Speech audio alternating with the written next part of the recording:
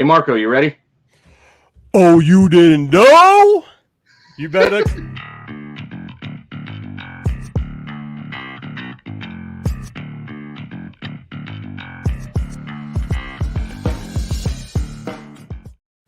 Oh, hey. I was too quick on the trigger. I couldn't pull it back. So apparently Pete completely missed the 90s and the Wrestling Wars. I did. We will try again next week for that one. The intro is a little bit bigger than that. But I'm definitely ready. We got some new cool stuff coming up. This week, we're actually going to do a review. More of the new stuff. This is the stuff we were really planning on, kind of what was going on in the comic book world and what's going on in comics period in the last couple of weeks. And like all that type of stuff, pop culture stuff. You know what I mean? We're going to go over a little bit of the Loki show. We're going to talk about Black Widow. Very interesting thing about Black Widow. We're not going to spoil that. We are going to spoil a little bit of Loki, but we'll warn you ahead of time. But we're going to talk some Black Widow, but more about maybe like the money, the numbers, right? Box office. Yeah, what's going on with that kind of crazy thing? It's kind of overlooked, and we got a couple of opinions on that. Then we're going to, a lot of people have been out there asking me, but what are you buying at the cons? The cons are open back up. What are you buying at the cons? So I'm going to go over what I'm buying at cons. I spent $150 at a con. I have it all right here, and I'm going to go through item by item. There are some prices on there. I will tell you this. It was part of the Great Lakes series of cons. It's a con that I 90%, 99% show up to and set up at. I was not able to set up to this one. I did help a friend set up, as usual. I did some stuff there. But a lot of the deals I get is probably a little bit better than some people, but that's how it happens when you build relationships and you go back to certain vendors and back and forth like that. But it's within reason. It's probably about 20% cheaper than the average good person doing a deal would do. But we'll just go through it and I'll show you real quickly. So that might be a little interesting. After that, we're going to bring out that C list. I know people like the C list. I know people look for the C list. Those are the books that, they're not the top characters, but the characters probably at a price you should pick up if you see them around these cons that we're going to. We'll have tier list as usual. The X-Men Adventures. We got some interesting characters there. Yeah. And then we've got the top 5 variants on a budget. I mean, because that's how we do it. We're always on a budget, right? Yeah, our show's about budgets. It's all about budgets. We do the biggest budget stuff. What you could get for $150 at a con, fill a box. D-list characters should be buying, not the top A-list characters. Not A-list characters. Do not spend money on A-list. Get them C-list characters real quickly. So, hey, if we could start it off, let's start it off real quickly with Black Widow. And you want to start with the news? Well, hold on. We got a new segment intro. Yeah. Okay. Let me see. For the news.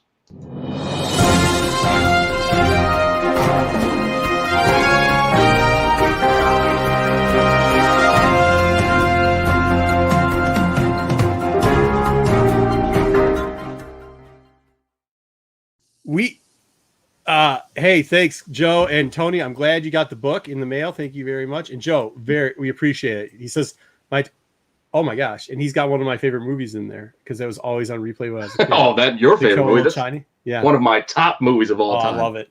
I think that's why we're doing this show together. This is the show where me and Pete just kind of goof off and talk about things we like to talk about. Glad you guys can make it today. So one of the topics that I was starting to talk about in the comic book store and in our general chat, we do have a general chat for some of my shows like the Star Wars show and over on the Tales and stuff like that. And some of the other people that we have are friends of ours. It was like, hey guys, did you see the dollar bills being thrown around for Black Widow?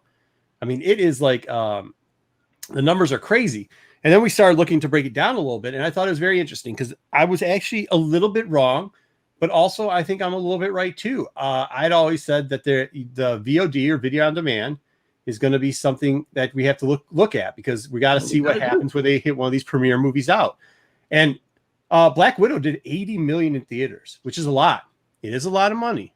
Right, Pete? I think it comes up there. I mean, people have high expectations for MCU movies now, but remembering what we're coming out of for the pandemic era. But not even that. But not even that. If you look at the one-off movies, pre-pandemic era, if you look at the one-off movies like the Doctor Stranges of the world and the Captain Marvels of the world. Yeah, here you go. Thanks. You have this right here. Even Guardians of the Galaxy when it came out, this thing in theaters did more than Doctor Strange. I think it did like 5 million more than Doctor Strange. It's pretty close. Yeah. You know what I mean? That's not bad. And close to Guardians. Guardians, I think, was around 90 when it came out. But don't forget, that's almost a decade ago, though. Yeah. No, I hear you. Joe, I get that too. But but that's not what sells to general public, right? Like, if you're going to have anything out there, we're not going to talk about the quality. I know Pete said this was a pretty good I liked it. Show. You liked it. Yeah. And, there's some good things that it could open up to. I know it's not everybody's cup of tea. It was kind of like the Michael Bourne-ish type. Yeah, it was definitely more. It felt like a Bourne movie than an MCU movie, but I'm fine. I like Bourne. Yeah. Yeah, which is kind of, but just to get back to what they're doing, the only thing, look, Kevin Feige has said that their priority for these motion pictures, for these one-off characters, not the Lokis that have already showed up or something like that, but these one-off characters like the Doctor Strange, the Ant-Man and Wasp, the Captain Marvels, the Black Panther, they're going to continue to push those in theaters first. He actually doesn't even want to do them VOD on the same drop date.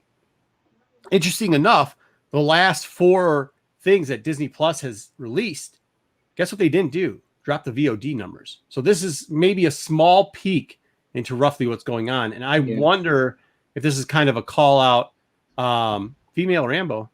Cool.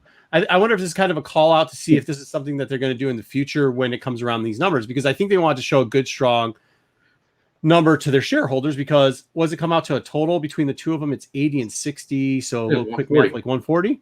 Yeah. 140. I think that's why they did it, and why they probably felt they needed to share the video on demand was because, I mean, Black Panther was over 200. I mean, Captain Marvel was what, around 150. 150. So I think they wanted to kind of show that there's 150. So, hey, look, we're not losing steam.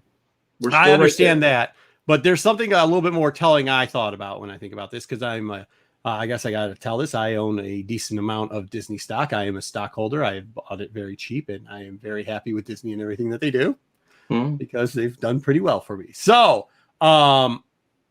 what that being said is I always look at the profitability. And when you look at, I don't care what Kevin says, eventually there's going to be a pencil pusher that's looking at what the cost of theater is and what I'm saying as a shareholder, what our profits are compared to what VOD's profits are. And when you're looking at Kevin, who's now pushing tons of money for advertising to reopen theaters, which fine, okay, I guess that's okay, yeah. But like, you're already only getting they were getting a 50-50 share on this movie already, right? So the theaters were getting 50%, we were getting 50%. That's not always true. When it's a T1, like a tier 1, so like Avengers or something like that, it's more like 65, 65, 35, something like that. And they say because of the advertising budget, but there was a lot more spent on this advertising budget to tell people that theaters were still open, especially because they had to do a ton of regional. They couldn't just do it nationally. They had to do split regional advertising. That's not where we're going to get into. We're not going to break down how advertising works, but it does break down a little bit more expensive because you can't negotiate on national contracts. So with that being said, they also they made more money off of video demand, like not more by a little bit, like they made more by a lot. Like they made more by like probably $30 to $40 million. Like that's how much more they made off of that. Because when you take in the whole advertising cost for it was also something that typically isn't factored in that normal 65% that they take out. It's just their national advertising that they do. So when you put all that together, how long they had a hold, how long they pressed out, the VOD profitability like crushed. It absolutely crushed the theaters. And there's going to be a pencil pusher one time. If this continues, it's going to be like, hey, whoa. Like, let's just release China, let's release in some of the markets that don't have VODs. I don't know, man. I will say this. It's still very healthy, though. Yeah, there's JJ. I know domestically, JJ, but that's fine. This is all domestically we're talking about. It doesn't matter. It doesn't matter domestically, because domestically, if you look at it, domestically, they made way more on VOD than they did on theaters. So why would you show, like, your profitability is larger? So domestically, why would you spend as much in theaters if you make almost double coming off of the VOD? I'm not saying that's what they're going to do. I'm just saying it's very telling. And I'd be very surprised if they show the VOD numbers again, because I don't think they wanted getting out that VOD is doing so good. But it's only like 2 or 3% of subs that ended up, or it was a very low percentage of subscriptions that actually ended up buying the what is it called? The Premier Access Pass or something like that. Yeah. It wasn't a lot. And how they were explaining it was that it would take almost like 3 times the amount of what they got out there of people to hit the theaters to make like the same type of profitability, which we're just not going to see. You know what I mean? It just, the numbers aren't there. It's still an anomaly. This movie as a whole is still a weird, I mean, the poor thing got pushed 2 years. Yeah.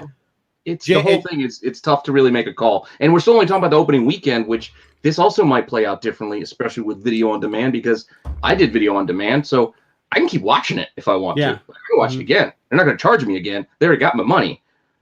But I wonder how many of I wonder too if that kind of does hurt the theater sales, because That's what I'm saying. Is the ongoing, like the normal, for a movie like this, it would be what, like 50% opening weekend would usually be the 50% of the haul at best, and it'll be less if it's front loaded and there's not a lot of rewatch. And I think that's what's going to happen here. There's not going to be a lot of return to the theater because of the situation we're still in. JJ, those numbers on the VOD too.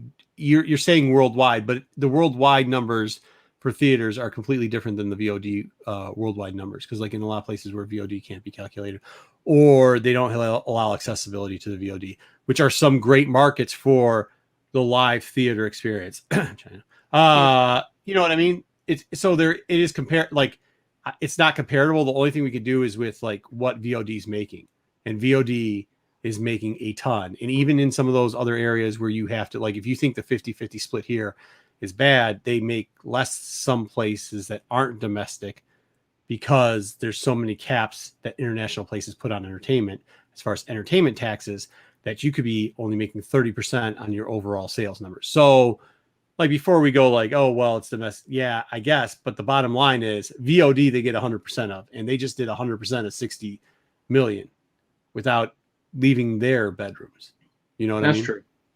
Without any extra advertising for it. So we'll see what happens. It's just very interesting. It's very interesting. It's very good to see that it's still a healthy market, though. I think we all would consider this healthy, right? Yes, like I'm surprised by this. And I'm also glad that this, beat out, who somebody made a joke in one of the chats about it beating out Fast and Furious. Yeah. Because, don't need to hear that. Which is something, by the way, I think if F9's VOD numbers were that great, were as good as this, 60 million, they would have put the VOD numbers up. I don't think that planned out as well as they thought it was. I think these Marvel movies, I think it just shows the strength that these Marvel movies are going to continue. I think somebody said it earlier, maybe it was Joe, that it pleases people to all types of different degrees and all different types of people. You know what I mean? So it's like, it's kind of a winner, and they definitely hit it. Yeah. I mean, you're right, but it's good to see that it's kind of still there. Doctor Strange is the key. How is Doctor Strange the key? Marshall, what's going on? But I don't know how Doctor Strange. Maybe comparison wise. Oh yeah. You think that's a good comparison between the two? That might be a good comparison. Yes, I mean, I don't know. I don't think you could compare. Black Panther is like the anomaly, right? Like, yeah. Well, even Captain Marvel, they're all different. The hype behind Black Panther was palatable, right? Like everybody knew that thing was coming. And a lot of people were excited. The new action sequences they were using in there got out real quickly, and like those trailers look sweet. Like they were doing stuff that wasn't being done before. And that was also leading into Infinity War. Yeah. So like the excitement level was growing to fever pitch by then. Yeah, I agree. For everything. I agree. Well, I think that was just somebody. Anyways, great movie. I thought it was good. I thought that was just very interesting and good to see that it's still healthy, because I know sometimes people question the healthiness of the MCU universe, especially there with what happened and everything like that. It looks like they're back and on top of their game. Now moving next, listen, we're gonna give it to you. We're gonna do some spoilers here, but here's the deal: we have got a timer up, and I'm burning a little bit of time so that we can get to the exact number. We will do exactly 10 minutes on this topic. If you do not want to be spoiled, it is now 9:21 live time. Come back at 9:31. Go to the bathroom, do whatever, put on mute. Okay? And go, Pete. All right, go. So Loki finale. Here we go. Did it stick the landing? All right. What do you got? Do we have any more slides, or is that it? I do, but do we want to go to that slide now, or do we just want to talk in general first? Okay, so listen, I will tell you this. I'll give you, before this last episode, this was like the best, I feel, Marvel, cinematic thing that they have done on the TV, like the like miniseries one. This is by far, like when you talk about WandaVision, when you talk about, I thought it was great. I probably had it at a 4, 5 the whole way through. I'll also tell you this. We all knew that a certain somebody was coming. Okay, good. We lost like 4 viewers, so I'm glad there 5 viewers. So somebody listened. Right. Yeah, we knew that somebody was coming at the end of this. And even if you didn't know they were coming at this show, on this episode, you knew this person was coming in the future, right? Like, because it has been confirmed that this person is part of the. You want me to move it on then? Yeah. Okay. Oh, we can. Yeah, we can. We knew that some version of Kang was either going to show up here or is showing up later on. I mean, it's been confirmed. We know who the actor was going to be. I think some people were happy with this actor. Pete, I think I'm going to stop right there. Go ahead. No, I get I know what we started talking and kept pulling back. No, we'll save it for the show. We'll save it for the show. We started our conversation pre-show, but I like this.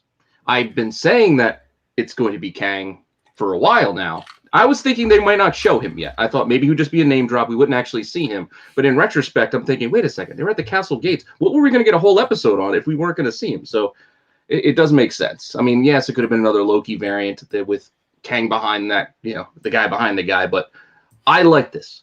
I get it. He was a bit goofy. But if you are at the end of time all by yourself, you're going to get a little crazy. That's the reason I dislike this, because I know a lot of people are going, Kang's just some minor mini boss. And I was like, I don't know, man. When I think about FF people, you got Doctor Doom, you got Galactus.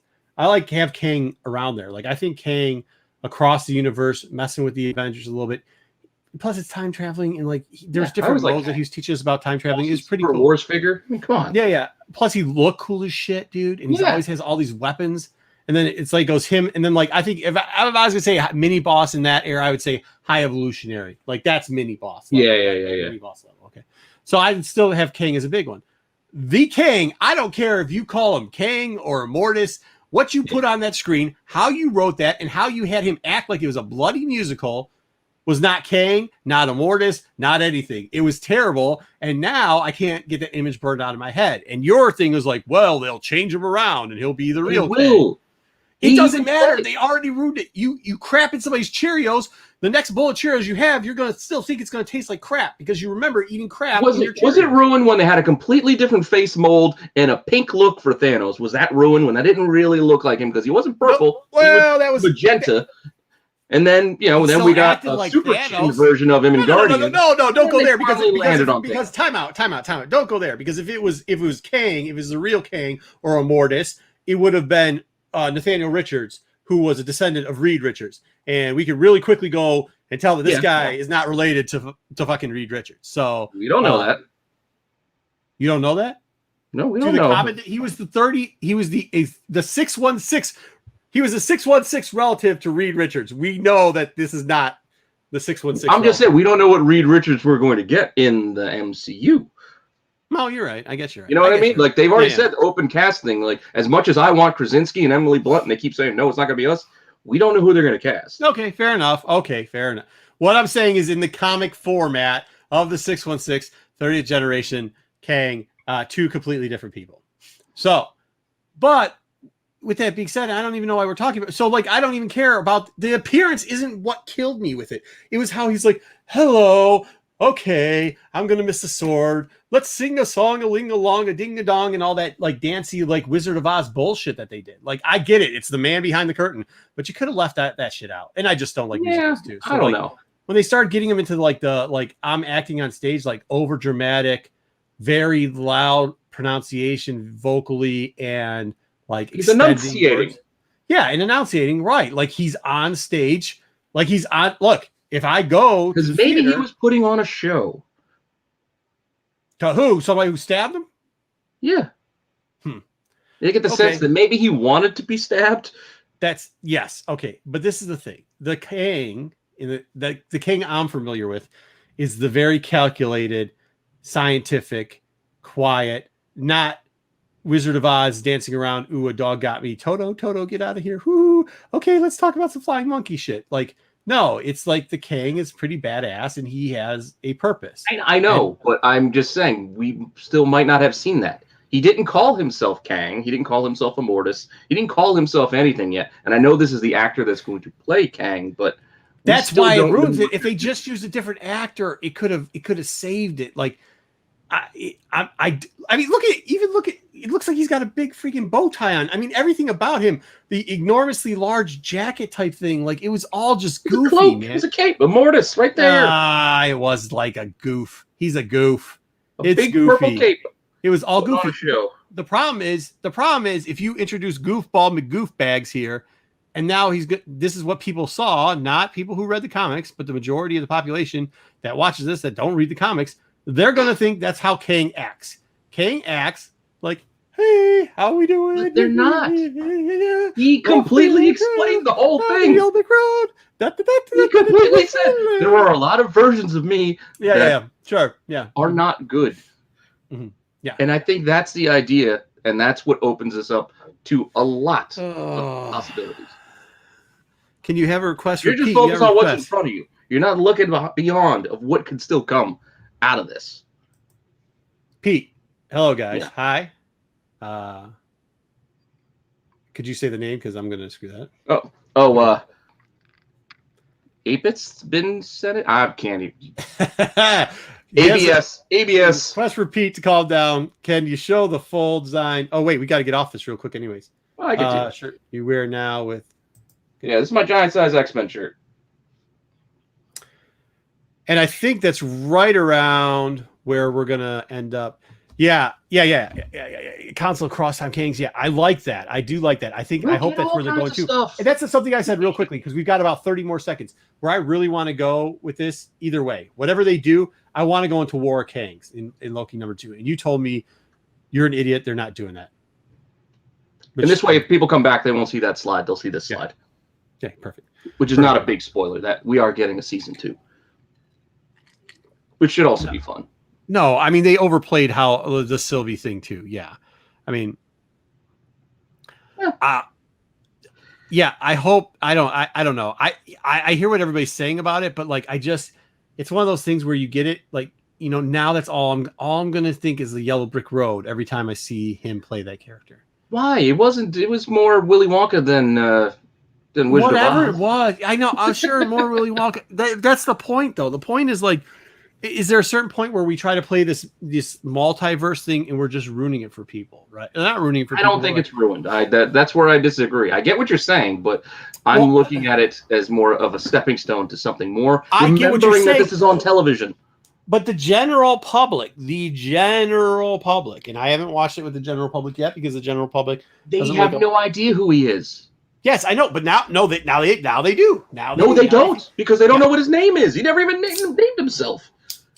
Yeah, but the guy's going to show up before he puts a mask on, we suppose, at one point. But what are they going to see then? They're going to see the guy they were... Oh, yeah, he was on Loki show. He did say... Dancing around, talking about going down the old brick road, and I'm the man behind them. Yeah. Boy, this guy's completely different than one we saw before.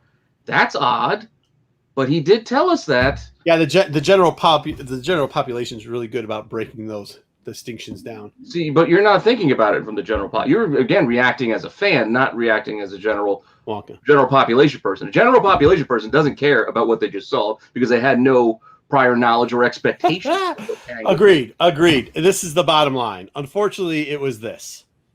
Unfortunately, it was Johnny Depp's Willy Wonka, not Gene Wilder's Willy Wonka. Therefore, wait, Darth Lopez turned to the the light side. Yeah, but he cried when Luke showed up, so I mean, I can't help you with that. I hope for a bit. Either way, and this is nothing against everybody else. Everybody else can have whatever. But for me, they've now ruined Kang. Like, I have to go see a psychiatrist, wipe this from my brain. I can't have it again. I usually watch this 3 times with 2 other people at different times, one to explain everything and then one to just watch through. I can no longer watch this because of that, because I don't want it anymore ingrained in my head that that's how they premiered Kang. A Kang, any Kang, Immortus, whatever you want. He said he was a conqueror. He said he's been called a conqueror. Yeah. Okay, he said he's been called a conqueror. Also, 30th century, he pretty much referred to himself as Nathan Richards. I mean, he just gave the whole backstory of Nathan Richards and then kind of hinted that he's also Immortus and kind of gave himself away of being Kang the Conqueror, which is all the same person anyways. Yes. Ramatut. We'll see all of it. Yeah, God, let's not do Ramatut. All right. All right. All right, just to, you want to quickly shift off of this to the next topic? Sure.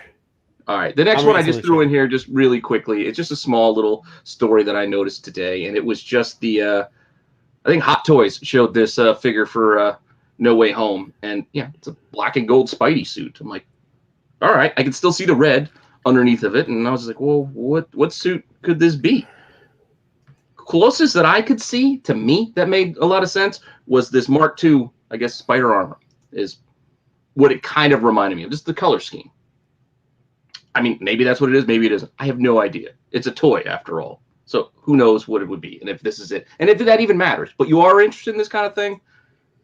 Then what is this? ASM 656 would be the first appearance of this outfit. So if you're an outfit collector, I'm not an outfit collector. I mean, it's a fun little thing to check in the boxes, but I'm not going to go pay top dollar for any of this stuff. But if you are so inclined, this is what you would go look for if you like outfits and outfit first appearances.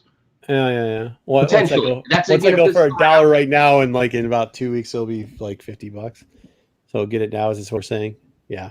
Potentially. I think it's already got hot for a while. Did it?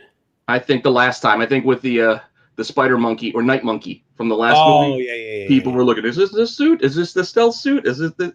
good. So I think we already had that kind of a push towards these books. So dips, ebbs and flows. Ebbs and flows. Oh, that looks terrible. All right. Do you like that suit? I don't like that suit. Not especially. It kind of reminds me too much of the Sam Raimi, the black suit one, where they just kind of, we'll just repaint it. And I don't like the texture of it. I don't know. There's something about it just doesn't. It should be sleeker. When it's the black suit, I like a sleeker look personally. Yeah, me too. Or I do. I mean, I already like the when they did the reversion of the O'Hare suit, the red and blue, where he had that black blue shimmer to it, which was kind of nice. Yeah. All right. What do we got next? We got one more little thing that I kind of wanted to try out. I mean, I know I went to a shop today, but there wasn't really a lot of buzz that I could really pick up on what people were talking about. So, going to try out this LCS report, but I hit up my buddy who owns a shop down my area, and this is a Comic Relief over in Lawrenceville. So, if you're in New Jersey, go check out his shop. What's his name? I asked him, like, what books are selling out at your shop? Like, what were people picking up? What is no longer there? And he gave me a couple of books. So I figured I'd tell you what he was telling me, that what sold out at his shop. Apparently, a lot of people were grabbing Bunny Mask. And he's the type of guy, he buys a lot of indie books, so he has plenty on the shelves, but apparently people were scooping up the Bunny. Did they have a cutout for this again, for number 2? I think there is a variant. The second cutout again, for this, like they had on the first one. The same thing, I think, actually. Go ahead. And the other one that was surprising to me is that he's saying a lot of people were picking up G.I. Joe lately. And he said it had something to do with this newer character, this Sherlock? On the covers. Yeah, this is the retailer incentive, like 1 in 10, I guess. But and the other cover was the B cover, the Freddie Williams, which I kind of liked. That's what I showed that one. But it's good to see people buying G.I. Joe again. I mean, I love Joe's, so. Right, I like that. And then the last one, it shouldn't be a surprise because people have been buying these Dr. Seuss books. So, number 6 had a Dr. Seuss, homage, I guess. So. People were buying this, so he ran out all this cover. I think this was also cover B for issue 6. So he said those went pretty quick today too. Yeah, that's cool. It was a little different at mine. I don't know. I haven't had a chance to read it, so I'm going to. But the Sinister Six Wars or whatever it is, Sinister Wars. People were intrigued by that. Interesting book that they were grabbing. And at first, I didn't even think it was, but I saw that they've been doing this lately too. I talked to Pete about it. He's like, "Is that really the cover?" They're doing you're gonna show Aaron. Let me bring up full screen so you can show it. They're doing these profile covers. I don't know if I like them. This is the first and only one I think I'm going to buy. It looks too much like the inside. It looks like if you got a coverless copy. It looks like you have a coverless copy. Yep. And that's not the first one they did. They did it before too on something last week. One of the Marvel source books, like those old source books. It looks exactly like that. They did. There's a Doc Ock one that was also they had the Momoka cover that was. That's right. What was it? Green Goblin. The Green Goblin. Oh, that's right. That's right. It must have been something in A's, probably Avengers or something. I don't know. Either way, also the Champion book. Speaking of Momoka, for the 8-bit looking. Both that Champion book there was one 8-bit left, and between the 8-bit and the Momoka, it was done. There was nothing left on the. I forgot to look for the 8-bit until I got home. I was like, yeah, that was the new book that I should have looked for. And there was one more. He did have one more that he said with a lot of people went and scooped up, and that was this the latest issue of Detective Comics, Was this 1039? Because I think it has the first full of this new character, this Vile. So people like first appearances. Ooh, Solo says, what do we got here? Solo says that Wanted Comics just showed their Spy vs. Spy haha variant. I've seen that before. I saw that actually. Choose a friend, and it's cool. These two, Astro said that Never Never and Spare Parts, and JJ also mentioned Never Never. Did well. I'll read it and see what it says. I mean, some of these dark books, like even with the bunny mask on, like they're starting to get to be all the same. Yeah, well, I mean, you do get some repetition. Yeah, but we'll see. We'll see what it looks like and see what goes on. Yeah. So that was our weekly update. A new Batman character surprise. Yeah, that seems to be something that generally has been going off. All right. So besides that, let's see. Like I went to a con. It's a mid-level con. There's a series of them called the Great. If you're in Michigan, there's something called the Great Lakes Comic-Con series. It's on the east side of the state. They do 4 of them a year. They're pretty good. It's good to see they're back in place. But I got some interesting things, some cool stuff. I don't know, stuff that I think is cool at least. So I got here we go. Wait, I'm gonna put you as the big screen, and I'm gonna go little. So I spent $150 on this whole lot, like everything. Now it's through a couple different vendors, most of our friends. Ignore the prices because it didn't matter because that's not what I pay for them. But I spent $150 here. I'll show you what I spent $150. I think it actually came out to $148, but still. Okay, so I got this coloring book, the G.I. Joe coloring book. Now it doesn't have a poster in it, and 2 of them are already colored. But I mean, I didn't just get this. I kind of bundled it all. It's a really. I joked last night that coloring books was going to be the next collectible people are going to start. Well, I mean, you could pass uncolored coloring books. First off, time out. First off, it's from one of the Detroit boys, and he had them there, and he's like, "Oh, there's a couple pages colored in there." Like somebody was like, "Those are cool." And he's a couple pages, and like another. A big buyer, a big reseller came by. He's like, "Oh man, if they weren't colored pages," I said, "Well, since they're colored pages, I'll give you $5 for them all." And he goes, "Fine, just take it." This one isn't. This is actually the sticker book. It has a couple of them in it, and it's got a 3D thing in it. It's really cool. But also, what's super dope about this, and I got to figure out a way to display, is the. You see the back art? There we go. Oh yeah. Yeah. All right. How cool is that? Yeah. So that's cool. I think that's. I mean, that's just. I just actually really like that, and like, I think it's super cool. But you get like the 3D thing. So there's like a secret 3D thing here, and then there's like. So somebody put some of the stickers in, as you can see. Sergeant Slaughter. That's right. The stickers. Yeah, I got you. I remember now. Which was fine, but you could actually take the magic detector. The 3D magic detector isn't in there, but I have 3D glasses, so I think they're fun. Well, you can I'm go and try to figure out the stickers, anyways. So, but it has like a little storyline and everything else that goes in there. Then this one doesn't. It's a little bit bigger. This one's only got one. Zartan, unfortunately, is colored in this book. The Zartan pages, because it's a story too. There's stories in the. You were really looking forward to coloring Zartan, and they're both. No, I just like out of all the characters, the Cobra Commander they colored in this one. It's a lot thicker, no poster, but whatever. And Did they color him the right way, or is it like a pink Cobra Commander? Or I think somebody just gave this to a kid while they were probably. I gotcha. Like yeah, see, so here's the inside. So like it tells you a little story. Oh yeah, no, I remember those. Yeah, and who they color in this one? Oh, whoa, they did this, unfortunately. Oh, Joker style. Yeah, it's a little Joker there. They didn't do too bad on this page though. This page got full art. Hey, Ty TV showed up. Yeah, hey Ty, what's going on, man? What's going on, bud? Oh, that's my buddy there. I gotta have him on this show one day, man. That's my boy. Yeah. All right.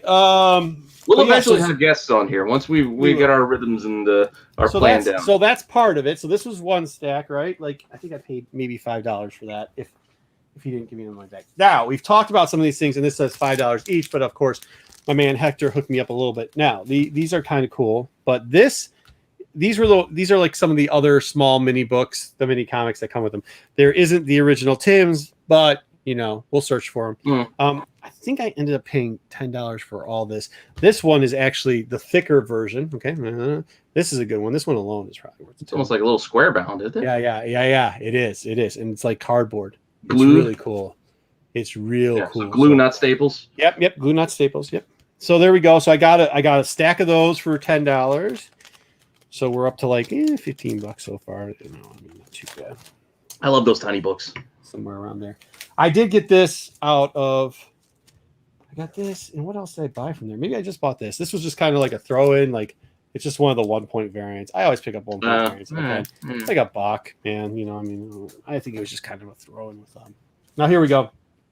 So first cameo or whatever you want. First whatever Gambit. Yeah, first Gambit. First Gambit. You know, nobody likes. They like to. I like the other one too, but it is. I mean, because the cover, the other cover's cool, but whatever. Yeah. Then this, we talked about this. If you didn't see 2 weeks ago, was it 2 weeks ago or last week? Two, because last week was video games. So this is a little bit of fun right here with this one. I know it says 45, but like I said, that's not what I really paid. That is a that's Starjammers. Yep. And then this, I actually love picking this book up. If they, is that number 9?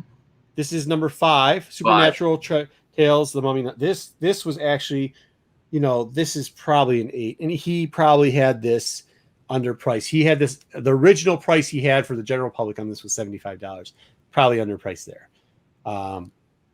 It's the first living mummy. So when if you know, if they're going to start doing some of that other stuff that they're talking about, the creature stuff where you get, where you get the Morbius and you get the whole group, you know, the living mummies part of that too. We actually on MCM covered that book a little bit before.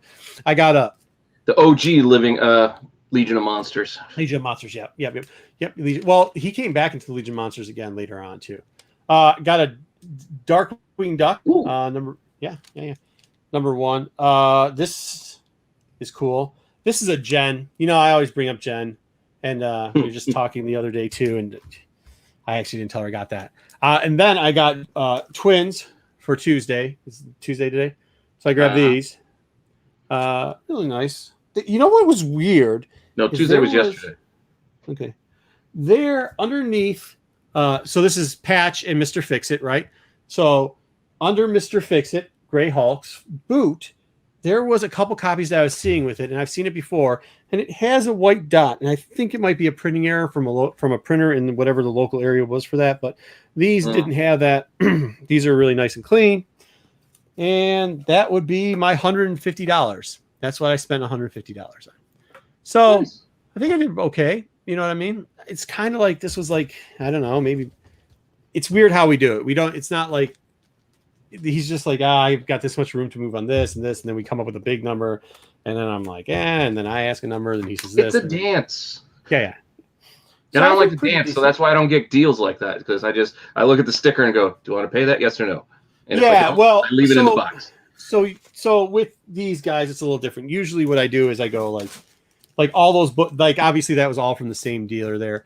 And there's like, I know what he had at the last show or what he has the next show. It's different percentage. So we just add up the original number. We set up and then go hey, listen, you know, this is where I'm at here. What are you at? And then we come to a reasonable, acceptable number that we both can live off of. And that number was very reasonable, I think, this year.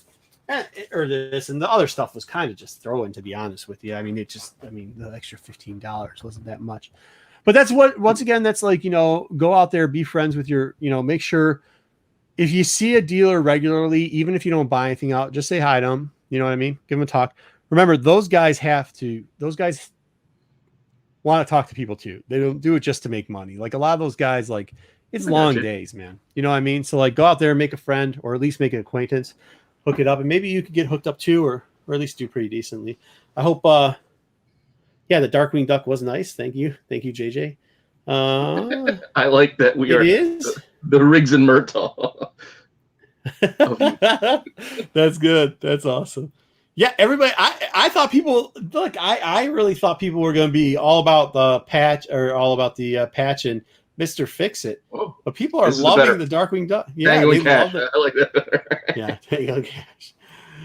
People love the Darkwing, apparently. I don't know, man. Well, either way. Darkwing's awesome. I like Darkwing, too. I just didn't think people would be hyping the Darkwing that much. We already talked Starjammers, and then, Wolverine is, Wolverine, so. Well, it's still out. Well, that's the problem. Like, I told people you could get that book for, that was what, he had 30 on it originally, and I paid half of that, maybe even, like $10, $12 for that book. So, like, I mean, when you factor it into everything else, because that wasn't the older pile, it's like $10, $12 on it. So, I mean, that's not, that's for $12, that's a good book to have. Thank you, Tony. Thank you. All right. So then, what do we have? Are we going to C-list next, or are we going to something else? We can do C-list because I don't know if I have anything to show off. Do you have anything? I got show something so we can break up me talking for 20 minutes straight. All right, I'll show off a couple of things I did get. I did not go to cons. This is stuff that I got, in the mail. First one being, I'll give a shout out to Invincible One on IG who showed this book to me and got me to buy it. And this is Wolverine. What is this? 311, the variant. I think it's a 1 in 30. Lionel U. Very tough to find, and it might make a ghost article at some point, but I don't want to put it in there now because I just bought it. So it seems a little too self-serving to put a book and talk about a book that I just bought. But he pointed it out, and it ain't easy to find, and I liked it, so I bought it. Thank you, Invincible. I also got some to get ready for Snake Eyes. I got the Snake Eyes G.I. Joe classified for the movie. Joe, timeout. Joe's gonna get put on timeout. He just called me Leo Get. They said which one? They said which one is Marco? Which one's saying how to go for it? And Joe came with Leo. No, absolutely not. First off, I'm taller than him. Whatever you need, Leo. Yeah. If anything, listen. First off, no. He's short. He's short. Okay, so like I'm short. So I'd be closer. We're not doing that. But no. So I got Snake Eyes and I grabbed Baroness. There's the other one. I grabbed Baroness for the movie. Dude, people are going crazy about the G.I. Joe stuff. Like the targets are, Pokemon is no longer a fight. You can find Pokemon everywhere. The G.I. Joe toys, get out of here. Yeah, no, they're never there. Only ones they ever show in the stores near me, they have the little metal guys. That's the only Joes they have. Or I saw an occasional Roadblock. Like every once in a while I saw a Roadblock just on the shelf. Yeah, this is a good guy to watch too. Watch TYTV 93 because he does a lot of toy hunts and goes to a lot of cons and sees and stuff. So he knows what's going on there. And it's not always just like the hot thing of the minute. That's what I really like about his show too. Like he does what we do. We're like, the Darkwing Duck. Like I think it's cool. Yeah, I got it for like $10, $15. It's perfect price for that. So I mean that's something cool. And then I think talked about G.I. Joe stuff. And also our friend Gonzo, Toys with Gonzo. He's livid. He's asking me. He's calling your favors in Canada. I call up to Canada. They go, "What? We can't ship you anything right now." And I was like, "Okay, they can't ship me anything." So, it is what it is. The Baroness looks way better than the 3 3/4.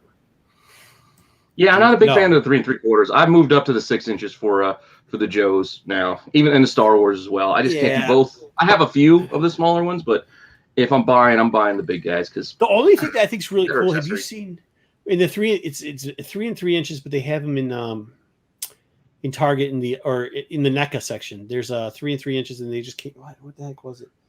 They came out with a certain line, and I almost started buying that line. And I was like, I just can't do it, dude. I just can't get back to 3 3 line? Inches. Can't remember. What was that? Can't you remember what line? It wasn't Turtles. It was I can't. Well, this Marvel. I like the Marvel little. The guy. Marvel one, yeah, that's what it was. I thought about it. It's just too expensive to buy a figure that small. Like I don't want to be paying $15 for the little figure.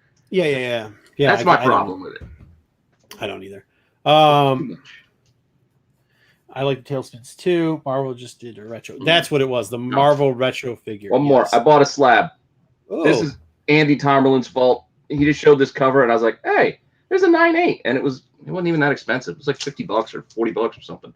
So I'm like, well, 30 is the grading fee, so that's something on the C list. I saw too. I saw a 9.6 slab for one of these books for $17. $17.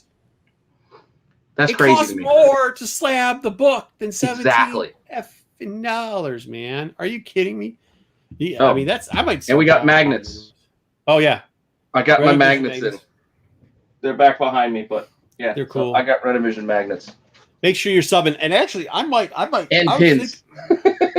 I'm thinking maybe getting a load of books that I get from my next couple cons. I'm going to be at Gem City for all you people down in Ohio. I'll be going to Gem City. I have Motor City also on the list so far. Gem City, Motor City. I think Wizard is a 50-50 at this point. Isn't Wizard just like a pop culture signature fest? Yeah, but at least that's what it is by me. In Philly, it's just celebrity. I'll only go because I can get in. You know what I mean? And I might be going to Astronomical Con, but the last time that happened, the Juggalos took over the place and almost burnt the hotel down. So now they had to move it. So I don't know if I'm going to be going this year or not. But you never know. So those are the ones I'm going to. I don't know, Pete, if you're going to cons at all, but well, there's none really that I'm aware of in my area that I'm ready for. I'm still debating Baltimore, but it's right near my son's birthday, so I don't know if I'm gonna be able to make it. I unfortunately am passing this year on the Baltimore trip, but we'll see. We'll see. Yeah, we'll see. I'm not a big crowd guy. Yeah, that's why I get the vendor. I don't like crowds. I get all just annoyed by the sweat, heat, and people bumping into me. If I wasn't working, like I didn't work this Great Lakes show, so I was out by doors opened. I think at 10 o'clock. I was out by 10:01, like out gone. Yeah, so that's it's got to either be early in, early out, or you know what? I'm just going to go for the dregs at the end when nobody else is around. Yeah, absolutely. Okay, so let's get into it though. Let's talk about the C list while we're out at these cons. That's why we're bringing up cons so that we can kind of. Oh wait, I'm the one who has to bring up the C list. You do have to do it this time. I've mentioned it a couple times. I was like, hey, I think you missed the C list, and I'm thinking, guys, should we change the background? Oh yeah. What do you want? Go back to the X-Men? list. No. On the C list. No, on the C list. I'm thinking about. Oh yeah. I don't like the blue. I just did it on a whim. This water droplet blue is just a bit too bright. Stop this. I can't. I don't know what's going on. Hold on. Let me see what I got here. Okay, we got to pull it up. That's why I couldn't do it. I'm still getting used to this system over here on Rennavision. Let's get so C list. The basis for you people who haven't seen the C list before. The C list is pretty much books that we think are like undervalued, not main stars, or at least stuff you should pick up because it might eventually get to being hot at one point or another. Let's just switch around or slide transitions. I think what should we go? A little flippy? Everybody wants to see some flippy. Go with flippies. I like the flips. All right, I like the flips. Okay, let's do that through apply slides to all. Hey, we're showing you behind. Peek behind the curtain. All right, just like Loki. First one we have. Believe it or not, I can't believe I have this up as a C. Well, it is a C list book.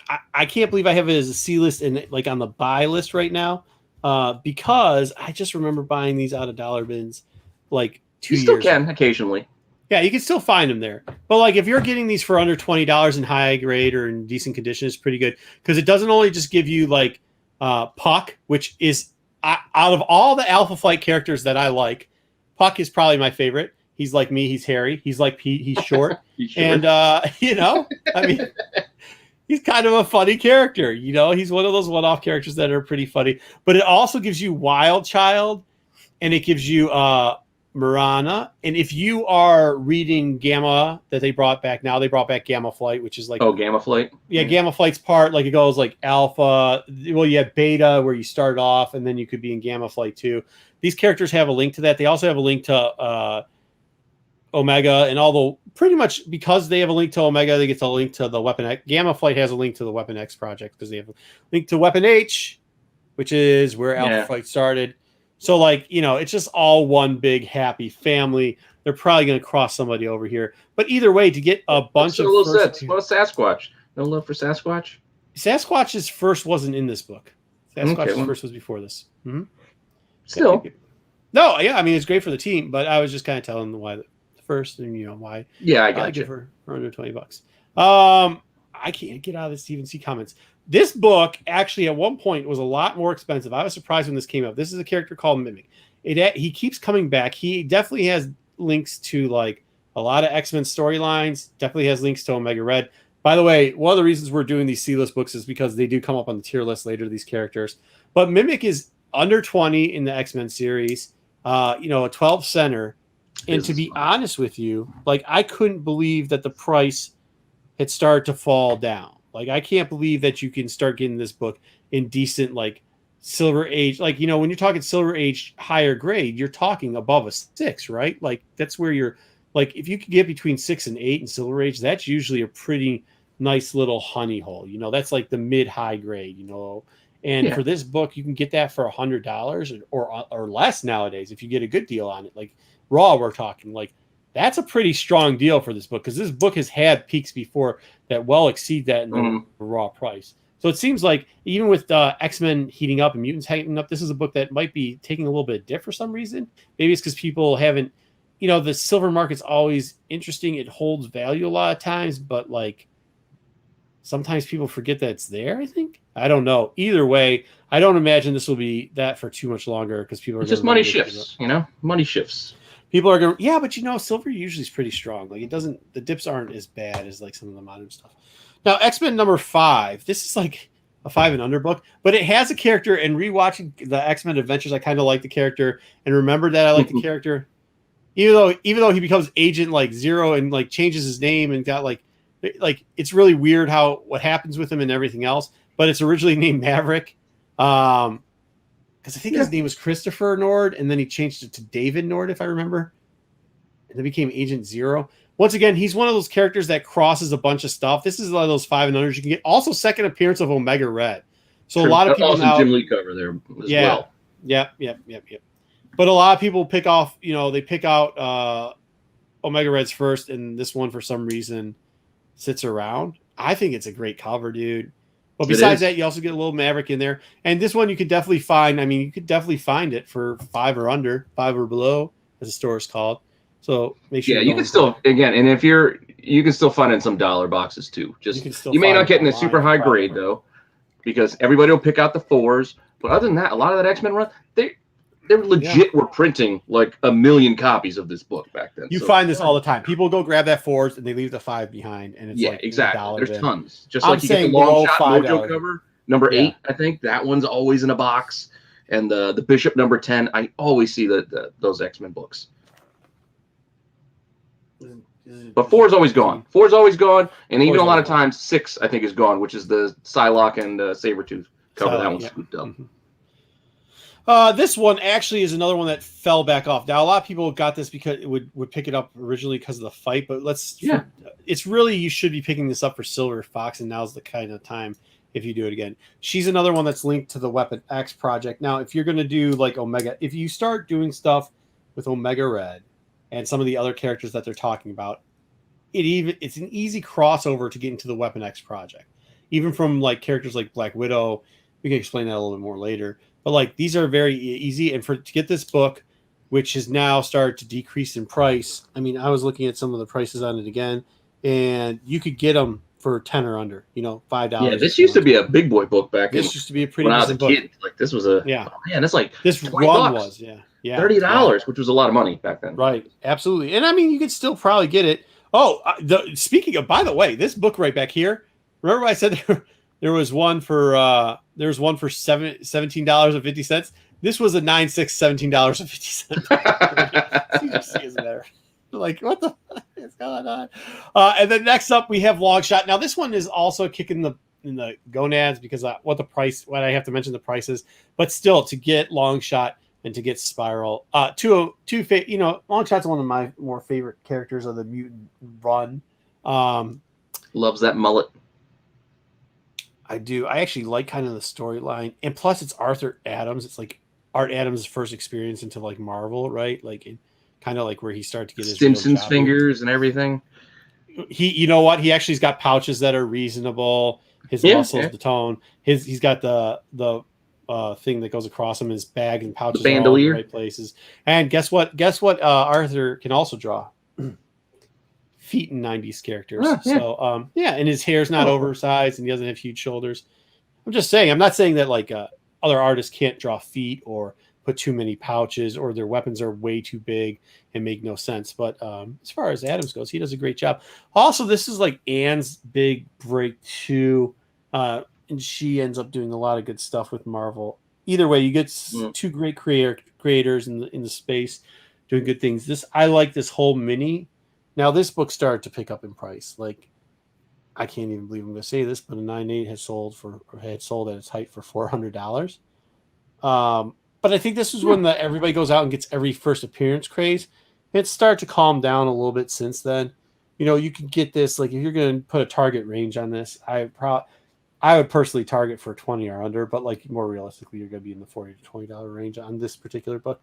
I still think that's worth it. I mean, you get Art Adams, not bad, but even better in this series. So it's a little 6-part series. These are the 2 books that I always pick up out of it because everybody goes for 1, and I go for 3 and 4. And now I'll explain why 4, because people know 3 is the first appearance of Mojo. That's how it's labeled. Yeah. That's what it's known as. I read this storyline a bunch. I know there's a spineless one that may be considered Mojo in that one. who is not named, which is fine, and it's a good book. But I would also suggest picking up number 4. 4 has him named first and has Domo Joe in it. There's like actually all these like Domo, 1, 2, 3, yeah, Domo Mojo, Mojo. What is Domo Joe? I'm screwing that one up. His assistant, you know, the guy that's his assistant that walks around all the time that doesn't fit at all and actually has a spine.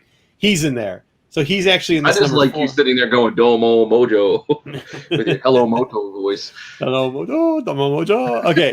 Anyways, great. And by the way, look for these newsstands, but a really great stuff on this. So make sure you're picking up 4 because 3 is pretty reasonable price. Once again, those are one of those books you can find still. I think people are sleeping on it under $10, $5, somewhere around there, and in great shape.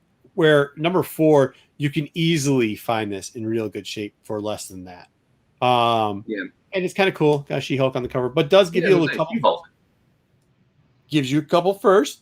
Now, I'm not debating if number 3 is first Mojo. There is a character in there who has been identified as Mojo. I'm just saying he looks more like him in number 4. Plus, you get Domo Mojo, Mojo. In number 4, doesn't he call and a She-Hulk Spidey cover to boot? And a She-Hulk Spidey cover. Yeah, so you won't forget it. This is like how you don't forget it. Like I always am like, I couldn't remember why I picked up 4.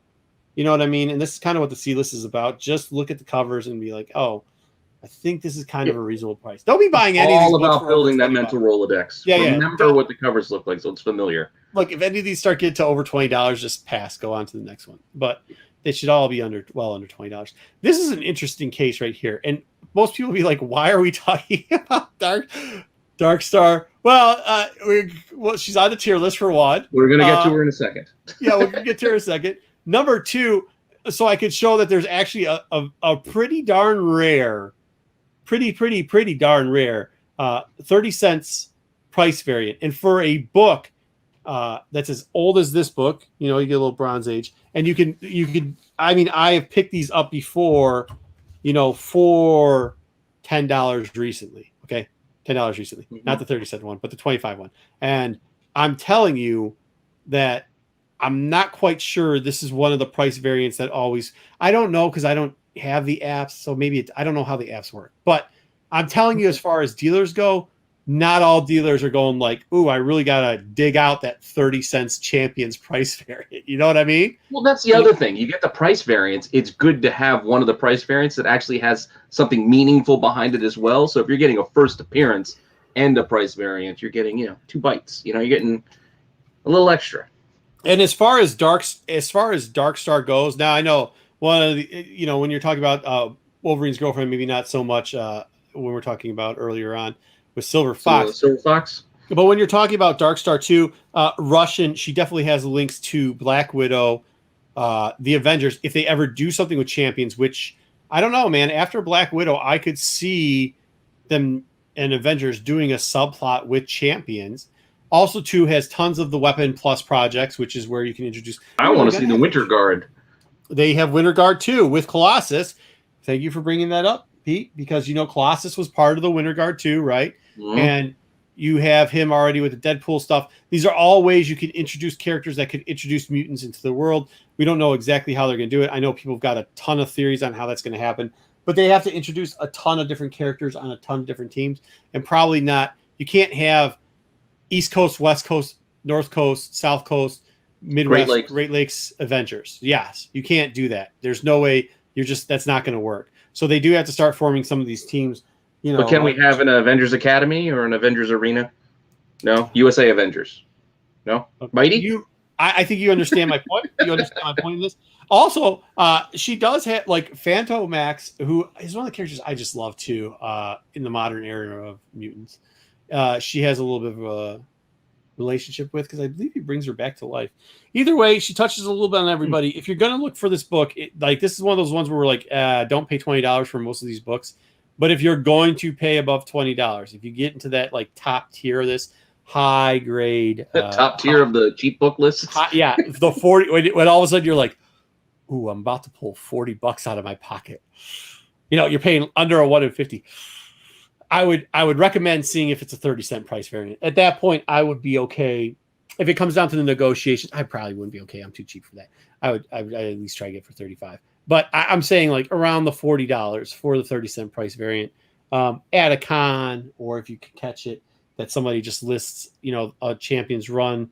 Just go dig in those boxes, or like you said, check the pictures in a listing where somebody's just doing a Champions Run. Yeah, or check the listings where they do a Champions Run. Just see if it says 30 cents in there. They're probably not going to know the difference of the two. So it might be a little grab. Once again, we are always up for changing this segment around a little bit, but we don't know feedback. Where to put it. Please comment. Let us know about all the segments. Which ones you do like, which ones you'd like us to do longer, see more of, all that stuff. Yeah. So I don't know if we want to do this typically after to the tier list. We're just trying out in a new space because last week we heard that a lot of people were looking for it. They were like, where was it? And we did it after the tier list. So here, we did it before. We still got top 5 variants on a budget after the tier list. But let's get to tier list.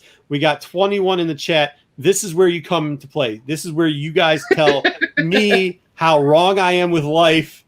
And that this is where I do become Leo gets, because Leo will get you. And Pete becomes everybody's hero. He becomes Murkoff, and yes, he does. Yes, he does.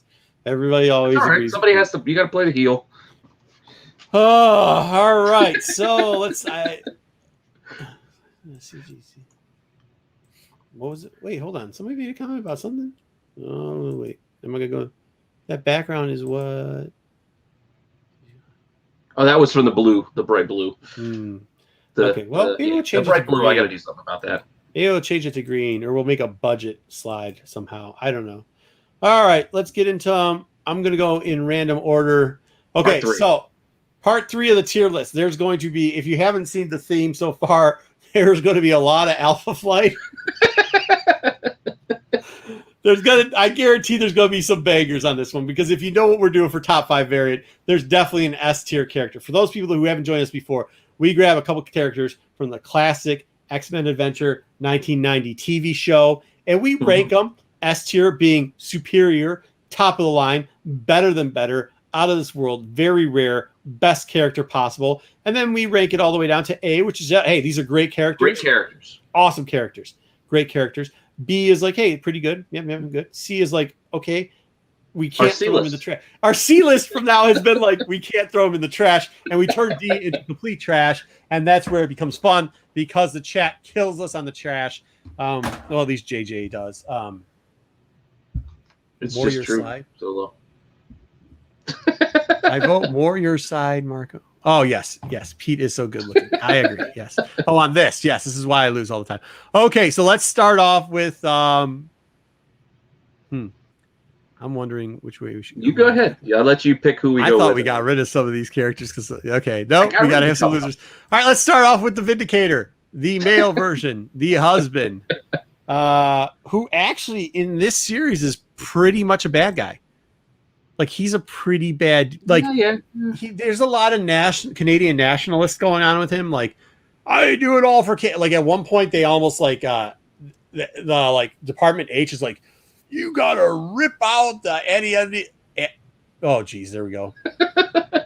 Say it, Pete. No, while you're taking a drink, you leave me hanging. Of Wolverine, the claw, the stuff they bond with him to make him unbeatable. Oh, adamantium? Yeah, thank you. There you go. I'm just going to call it the A stuff. The A stuff. All right. So to tear out the A stuff from him, and while his wife is like, no, don't do it. He almost he actually grabs his wife at one point. Stuff that I don't think would fly in the 2000 cartoons. A little bit there, but either way, he's actually kind of a good character. I did like him. He's not quite up to par what he is in the comic books and a hero, but I put him, B section. B. Yeah, I was going to say B best. At best, B for Vindicator, because, it's team lead and all. You were fine with the trash last week. Okay. Were you? I don't know. Okay, speaking of that. Oh, but I'm still, that Rampage and S was my A pick. But it got bumped up. I don't care. I get a win every once in a while. So since he's been called out and he's been asked, and here we go. Sasquatch.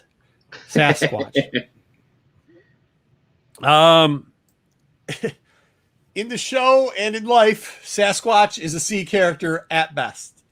They just needed a big dude They needed the Hercules, the Hulk of Avengers. They needed somebody. So they gave us Sasquatch. He doesn't even he's just Sasquatch, man. Yeah, he is. He was kind of cool in the Immortal Hulk, early in the Immortal Hulk run. As He would be called Bigfoot if he was part of the Weapon X project, is all I'm saying. Yeah. But he's not a garbage character. He's not a trash can. No, he's actually a solid C, maybe a B. By the way, chat, if you guys want to, you can always help us out. And if we get a couple votes that we're wrong, we do move him. We do move him. Does he poop in the woods? I don't know. One would think. All right.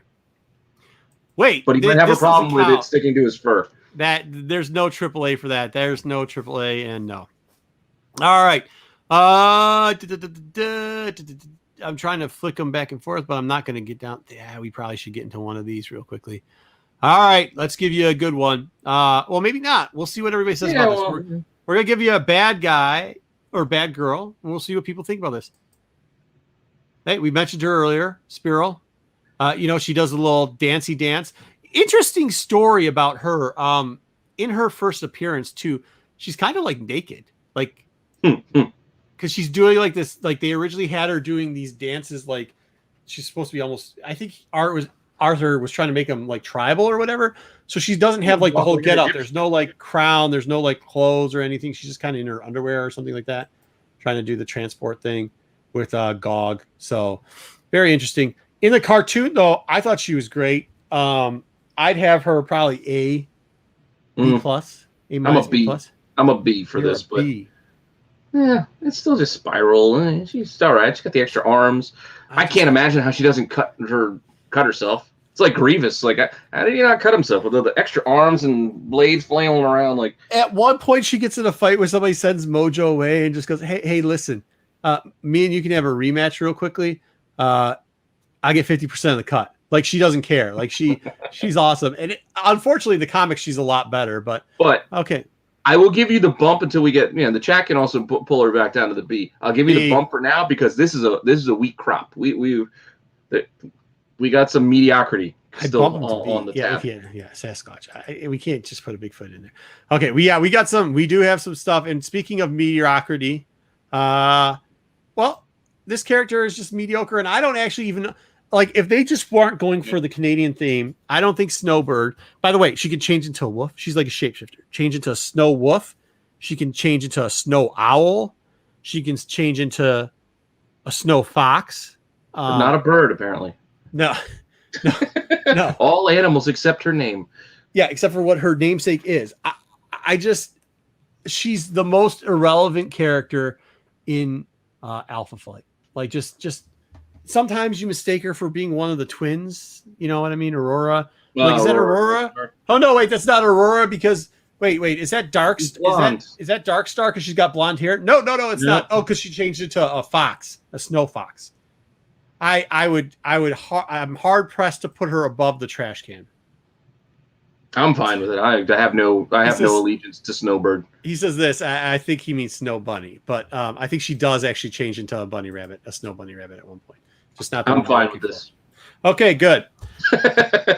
Next up, we'll continue with going through Alpha Flight. Snow Beast Boy. Good call, Solo. Yeah. Puck. S tier. I've already explained why. He's also very good at this show. He balls up all the time. Puck. That was a quick S tier for Puck. Yeah. I'm just saying, he's actually really funny. He's comic relief. He is in the show. He goes toe to toe with Wolverine and pretty much just kicks. And he's the only guy shorter than Wolverine, so Wolverine gets to tell short jokes during a lot of the episodes when they're together. True, which is fun. He makes fun of the Frenchies a lot. The French twins. He's always like, "Hey, Frenchie, why don't you say it in English?" It's kind of fun. It's kind of a 90s thing. Yeah, I was still more an A for Puck, but all right, put him in A. Can somebody give me an S on that? Somebody chat. Well, we'll see if somebody gives you that ball. Somebody in chat give me an S. Snowbird because she goes to Florida. Jeez, are you kidding me? JJ, that's not a good joke. Snowbird because she goes to Florida in the winter. You've been talking to Jedi and Solo for too long. Yeah, Eric, what's going on, man? Thanks for making it to the chat. Yeah, you guys have got terrible jokes. Wait, if Sasquatch gets C, Puck is what? No. Yeah, you got Wookiee, you know. Yeah, he's always no. That's a no on that. I'm not even gonna read that comment out loud. It doesn't deserve a read. All right. Speaking back down towards the bottom ranks, Shaman. It's Apache Chief.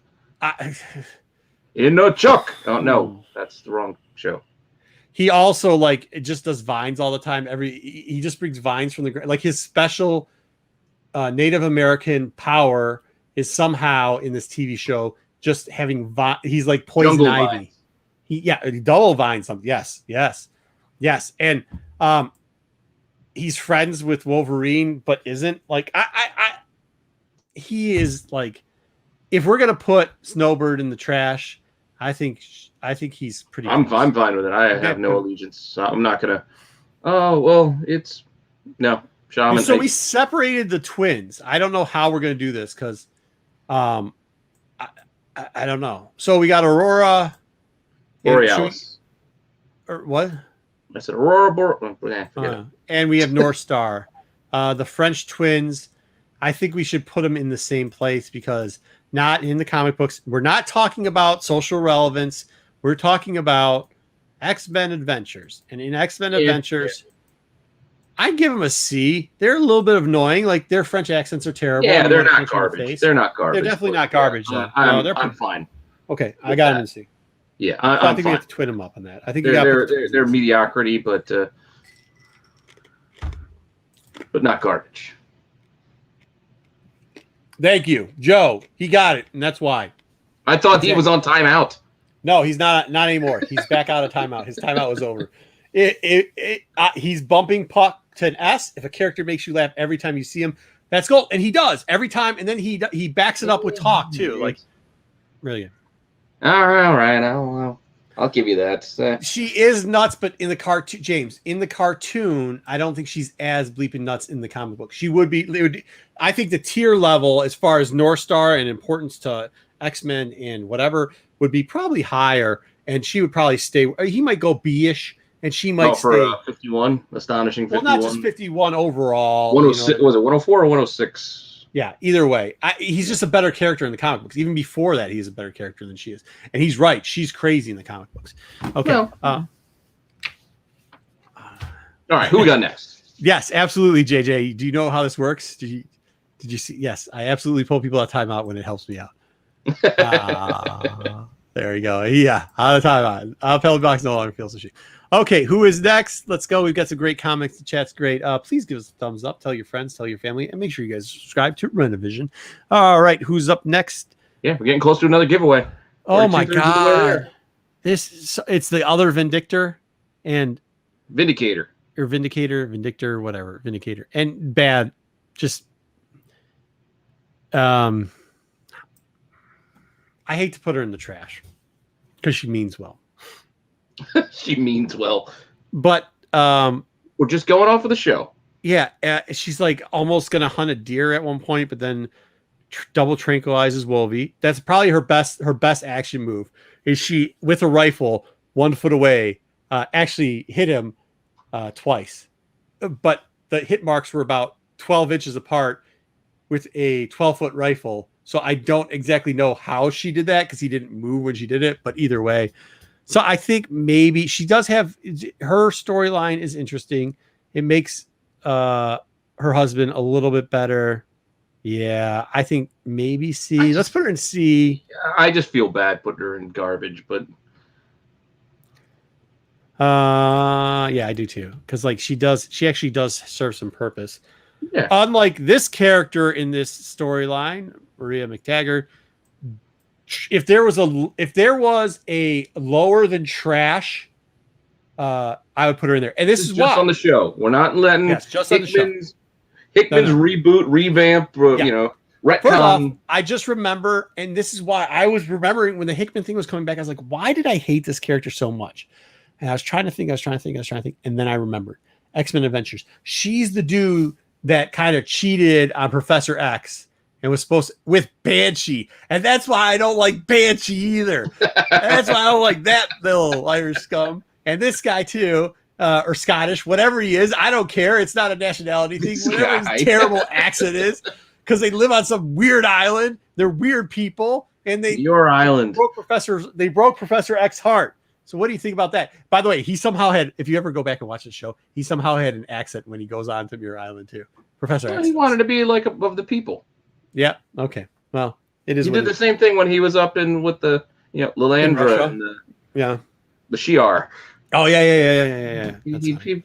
He mixes with the locals. Can we trash this? Who's going to kill us for trashing this? On her shoot. That's. Hey, I'm just going off the show. I agree. I didn't like her on the show on the cartoon. Yeah, look, JJ wants to. That was before she was there. JJ wants to put Hudson's down to the trash can because she does. It's bad grouping, man. If you have that poor grouping, I'm from the Midwest and have relatives. Well, they don't have. Canada's a different world. But yeah, well, we'll give them a pass. Isn't she Scottish? Yeah, I think so. I don't know, man. The accents are so bad in this TV show. Yeah, she's supposed to be Scottish. Yeah, that's why I kind of stopped talking about it because it gets really. You didn't want to do a Shrek impersonation for us? Silver Fox, actually surprisingly differently looking than her character in the comics. She's a very fit character in this TV show. Very voluptuous, as some might say, for some reason. It was the 90s. Maybe because it was Wolverine's love interest, but she depending on where she was, if she was by him, she was the same height. If she was away, she was taller and the same size as Maverick. So with Wolverine, they changed her height in the cartoon. But she served a great purpose in this. And actually, that little Weapon X, Weapon H storyline, part that they had, when they came back and found it was like an Omega Red storyline where they had Omega. No, Sabretooth. It was originally Sabretooth, right? Yeah, no, it was Sabretooth. Sabretooth. They did that with that crappy Wolverine Origins movie, which I can't get that out of my head. Yeah, she was in. By the way, she was in that. She was in that one, and she was not that.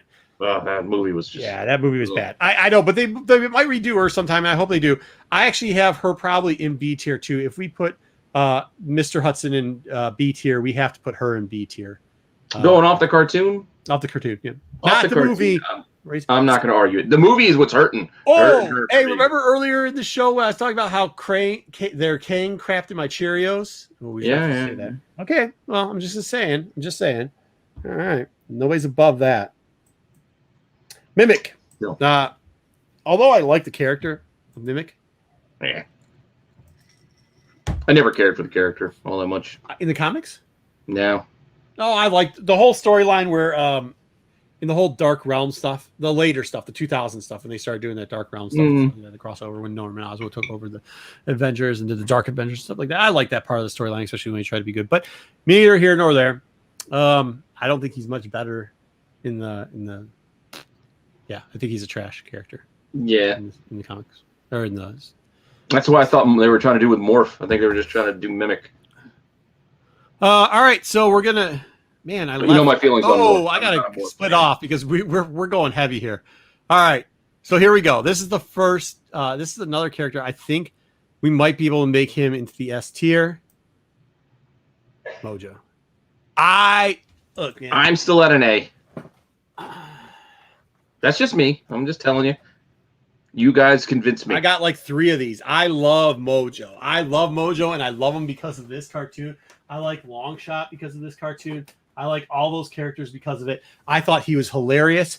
He was good. I was actually watching this one today. Okay, yeah, but there's more than one because he did so well. They brought him back in the next season. The first one, the introduction. The introduction was the one I was watching today. But he did so well that they brought him back in. And I gotta say this, and I don't want to say it because I know that this character's on there too. I'd actually say, as far as the cartoon goes, he was a bigger star than Longshot was in the cartoon. So if I had to choose between the two, I would give Mojo S tier, and I would not give Longshot S tier, which is probably shooting. Well, you do get to choose. It is your choice. So I'm going to give him S tier. I'm giving Mojo the TV Mojo S tier. Like I said, I was fine with an A, but I'll give you the S for now. I'll give you the S for now because again, I did enjoy this. The first episode that he was on, and I was enjoying it. Even today, older me was enjoying the episode and giggling when he was talking and some of his jokes and stuff. Longshot's hair is S tier. Eric, it is. Okay, we're going to switch back now to Dark Star, who actually in the TV show kind of has a predominant role. She starts off with Omega Red, and she starts off with the Soviet Super Soldier Squad, and then ends up kind of switching to like the Winter, what she's going to do in the Winter Guard later. I would put her on that B level of That's of important. She was pretty good. She's definitely a difference maker in the show. I'm not going to argue that. And then let's hit him up. Okay, so Longshot. He does have that sweet hair. He does have sweet hair. His hair might be S tier, but do remember. You know what else I watched today? I watched a little Roadhouse. And that's oh, did you? Get some. Yeah, but did you watch the Longshot issue? Did you watch the Longshot episode where he was like kind of wink, wink, kiss, kiss with Jubilee, who's 15 years old? No. Yeah, there's one where he drops back out after the rebellion, which is a different storyline, a cool storyline in the comics. He comes down. I would have him at S tier, but like Jubilee says, like, no, I'm 17. She's like, I'm 15. I'm 17. Yeah, that's that creep factor. No, you got me. Yeah. The creep factor kind of. If we moved the Mojo up to S, I would have been borderline A. S yeah. No. All right, I think that's fair. I don't know. We might get killed there. Hockey hair. He does have hockey hair. That's great. Sweet. Oh. Same match. Also, too, the luck thing there. I mean, it was. I wish they would have shown the actual rebellion. That's a really good storyline. Either way, we've got two more characters. We're gonna go with this one first. The Maverick, as in the Maverick that's in there in the show, where they actually showed both versions. The original soldier, Christopher. Then they showed him with his bodysuit. He actually blew up a mech that was trying to reprogram him, which is kind of cool. Not a ton of stuff. I would have him in the B or C area. I kind of maybe because Silver Fox is in B, you can put him in B. Yeah, I'd kind of B him for this. I think I'd see him overall, like in the comic book. I think I put him in C if we were talking comic book world. I always like obviously he was on the C list. He was on the C list. So he was on the C list, but I did like the way Jim Lee drew him, so that's why I have a little special place for him in my heart. I actually liked it when I don't know why they changed his name, like his actual non-code name. Like I get why they changed his code name from Maverick, but like I don't get why they changed his first name. Like what he was Christopher, and then I think he turned to Dan or something. Like I don't get that. That was weird. But I actually like him when he was Agent 02. All right. Last but not least, if anybody complains about this is straight S tier. I mean, it's that she's S tier. She is. If there was an S, I never before have I said if there's an S plus tier, but if there was, she'd be an S plus. We should create S plus tier just for her. Psylocke is it. She's my faves. Well, she was going to be my only S today. That's why I was saying A. When you were talking to the other ones, I'm like A. Oh yeah, no. They're not in the same level. Cross. You should have put an S plus because she is supreme. She is on top of everybody. She is higher up than anybody else. And I think she was my first cartoon crush too. No arguments. No arguments. Across the world. S tier hands down. No argument at all. Very good. All right. So that's the tier list. We will have another tier list next week. I don't know what our tier list is going to be next week, but we'll figure it out. We'll have something. We have something. We have so many options to do. We have more of these X-Men Adventures. I kind of want to do some sort of 80s action star one. We're talking about Patrick Swayze. It's got me thinking about like Seagal movies and. I've come to find out that Stallone's doing King Shark's voice. Did you know that? I did. In Suicide Squad. That's interesting. Yeah, I saw his name, and then I knew another actor was playing King Shark, and then all of a sudden I'm like, wait a second. Stallone's doing the voice now? Whatever. You know, his voice is like so bad now too. Like it's that's why he's a shark. All right. Well, we'll also take suggestions. So feel free to leave a suggestion underneath after the show. If you think that's something we should put buddy cop movies next week, okay. That's actually kind of sounds like a good idea. I don't think everything's going to be S tier for me though. Me too. It should be Lethal Weapon, and Last Boy Scout, Tango and Cash. Well, What's the Turner and Hooch was technically a buddy cop movie. All right, Turner Hooch. I can break that down below. Don't bring up Turner Hooch when I'm talking. No, there's some that we can get into that just nostalgia will give it to it. What about Dead Heat? You ever watch Dead Heat with Treat Williams and Joe Piscopo? Yes. No. That is definitely not S tier. In Red Heat, you got Belushi and Schwarzenegger. Yeah, we're the Russian. We're talking Russians. There we go. Okay, Arnold was a Russian cop, and Belushi. Maybe all right, let's get to top 5 variants. Yeah, let me get rid of this. Let me switch it over to. What was it? Twins? Also, Twins. Wasn't that a buddy cop? No, that wasn't a buddy. Well, they were cops, but yeah, it was a buddy movie. Mm-hmm. All right, top 5 variants on a budget. This is a new segment we're doing. Maybe every once in a while. We're still keeping it themed with the rest of the theme of the show. Yeah, Stallone movies. There's so many great Stallone movies, though. I know. Over the top. Even, yeah, so that's the first one. Over the top. The world meets nobody halfway. Which is funny because a lot of people probably think Rocky and just think over the top. I don't think Rocky. Well, maybe Rocky 4. Which is the one with Tommy Gunn? Is that Rocky 5 when he actually had a real boxer? I like Drago. I like the whole montage. The whole montage music videos. There's no.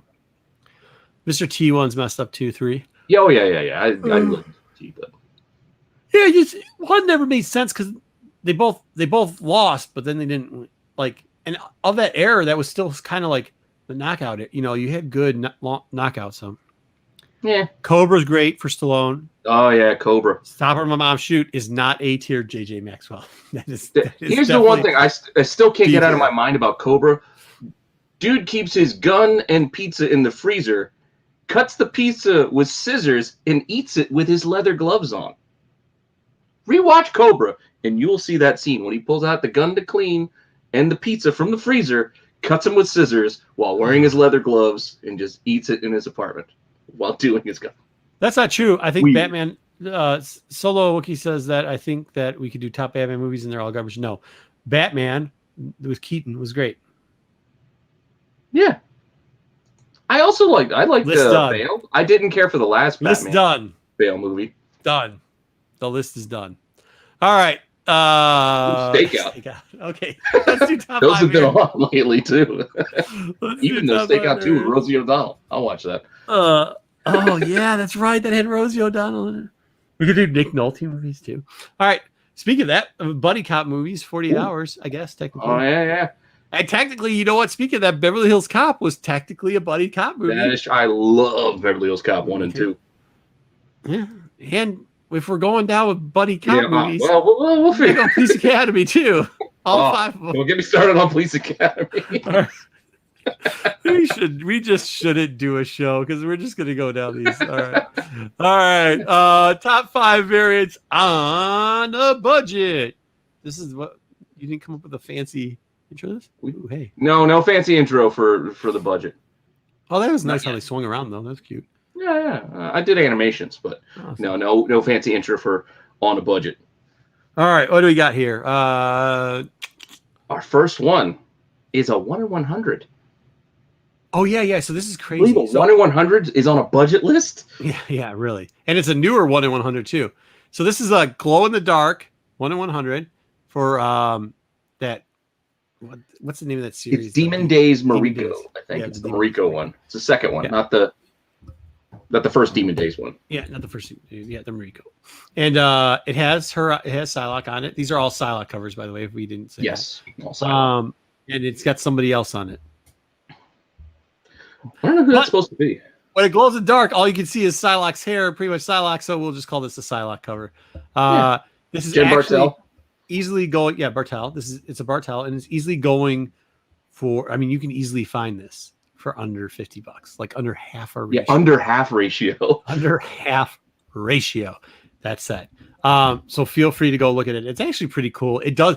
I think part of the reason why it is not selling, especially on the internet, is because it doesn't look good in pictures. Yeah, it's kind of tough to get that get that vibe. So that's that. Like I said, any ratio that you can get for under half, I think it's a good ratio to get. Definitely a good ratio to get, especially 1 in 100s.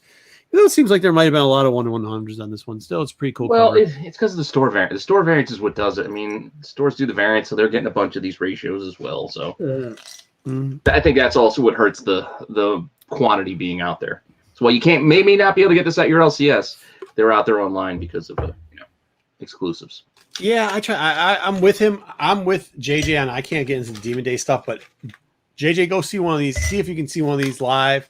It's a lot cooler. Plus, it's that 90 gimmick. You know, I'm a sucker for 90 gimmicks. Yeah. So like, scratch and sniff, glow in the dark. You know what I mean? Stare at it too long and it turns to something else. I'm into all of it. So magic guy? Stickers, huh? It's a schooner. The magic guy. Yeah, absolutely. You dumb. I can't see it. Can't see it. It's not a schooner. It's a sailboat. All right. Next book. Next book. Yes. I don't know why this book's here. You like this book. I do not like this book. No. Well, I like Jim Lee, so that's why this book is here. Yeah. I like Jim Lee. This is based off of the Jim Lee trading card set where they did just a bunch of covers. And then, you know what? We're taking all of Jim Lee's art. We're going to do some variant covers for everybody, whether it makes any sense or not. Absolutely. So on this Peter Parker, the Spectacular Spider-Man, we get Psylocke on the cover of this because I dislike when they do that. I dislike when they put characters that aren't in the book. I do dislike that as well, but I still like I like Jim Lee art. And I only take my Jim Lee, like 5-year-olds take vegetables in small quantities and usually spit it out later. So there you go. I was surprised to see how much this actually sells for, though. How much? Like this is just like not a B cover. I mean, it was one of the theme months. It's not an incentive.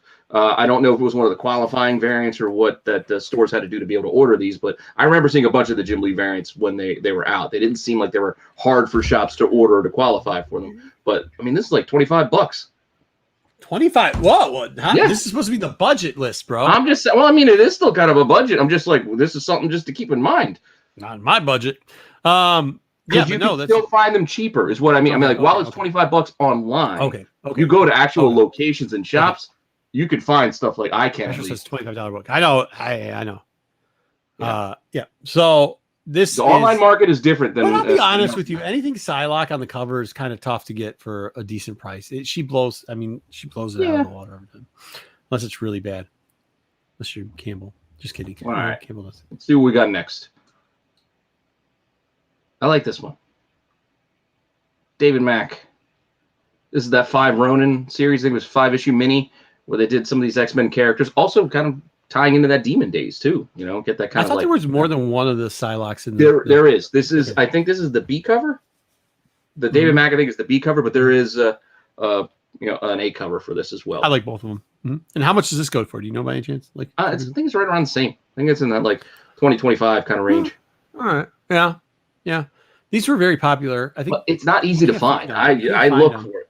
It's hard to find actual in the wild. Even for $25 probably would be hard to find this book. But yeah, it's okay. It's a good book. Yeah, it's cool. I like it. I do like that. That's another one. Keep that in the Rolodex, in the mental Rolodex, because you're not going to be able, like, if you see it for, that, I think 25 and Rolodex, anything you get for under that, it's nice. Go ahead. Next book. The next one we got, well, this one's expensive. Well, I think it's expensive. What is this? How much? $40? 60. Yeah, there's some $60 ass. You can get it for cheaper, but there's some higher ass. That's why it's tough with the asking price and then what you could actually find. Mm-hmm.